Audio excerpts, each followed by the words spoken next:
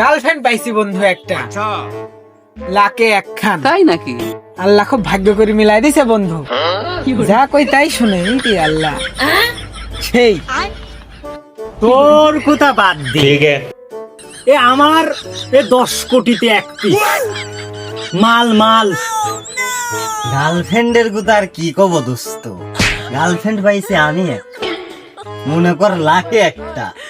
জানিস না আমার ফোন ছাড়া কারো ফোন রিসিভই করে না, বিশ্বাস হয় না? তুই দে ফোন দে, এখন ফোন দে, নাম্বার দিচ্ছি, ফোন দিচ্ছি, দেখ কি সুন্দর। হ্যালো, হ্যালো, কেমন আছো?